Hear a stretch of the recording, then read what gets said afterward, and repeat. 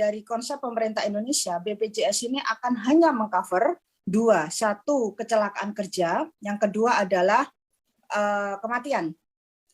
Dan yang kedua, BPJS ini hanya berlaku untuk pekerja migran resmi. Artinya yang tidak resmi tidak mungkin bisa mengakses BPJS. Ketiga, mereka yang resmi pasti sudah punya asuransi di luar negeri oleh majikannya. Karena itu sudah aturan negara penempatan. Dan asuransi yang dibeli majikan itu biasanya mengcover tiga aspek. Satu, asuransi kesehatan, artinya kalau sakit bisa berobat ke klinik, ke rumah sakit, dan biaya akan minta ganti majikan, dan majikan akan minta ganti perusahaan asuransi. Yang kedua, kecelakaan kerja. Yang terakhir adalah kematian. Jadi kenapa itu di banyak negara ketika teman-teman mengalami kecelakaan kerja ataupun kematian, dari pengalaman kami, saya kan juga KJRI menangani beberapa kasus ya, itu bisa kita proses melalui kantor dinas Labor Department. Di situ selama diproses itu pasti selain biaya kepulangan, biaya pemakaman ya, juga akan mendapatkan kompensasi gitu. Memang banyak dari kematian itu juga harus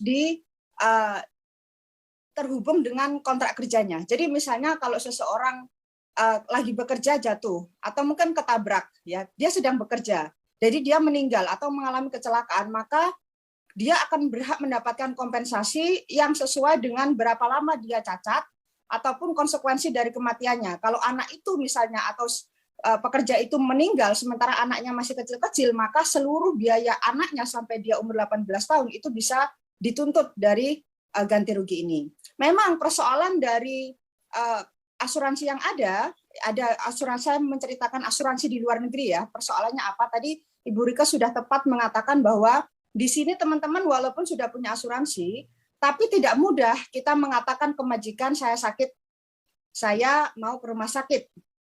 Karena kenapa? Karena majikan tidak suka kalau kita sakit. Jadi teman-teman lebih memilih diam ketika sakit supaya tidak di PHK. Yang kedua, mayoritas dari kita tidak memegang kartu asuransi. Hampir tidak ada yang tahu di mana asuransinya. Jadi hanya majikan yang tahu surat atau kartu asuransinya ya.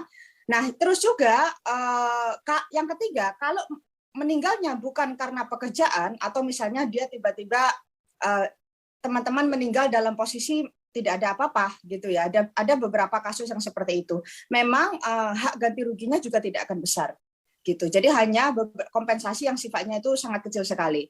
Jadi kompensasi itu menjadi sangat besar ketika memang dia meninggal karena bekerja. Nah ini ya.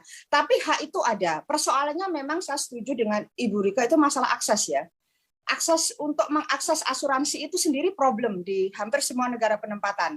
Tadi saya sudah bilang tidak pemegang kartu asuransinya, kemudian tidak berani ngomong ke majikan karena ancaman PHK. Yang ketiga juga walaupun dia ke klinik ya, dia belum tentu sepengetahuan majikan. Kenapa itu kalau dikatakan, Ibu Rika tadi benar mengatakan bahwa teman-teman sangat membutuhkan asuransi alternatif yang bisa membuat mereka bisa ke klinik ketika hari libur, hari Minggu, tanpa ngasih tahu majikan. Karena ini memang menjadi dilema buat kita ya. Satu sisi kita butuh bekerja, tapi kita tahu majikan kadang tidak mentoleransi orang sakit.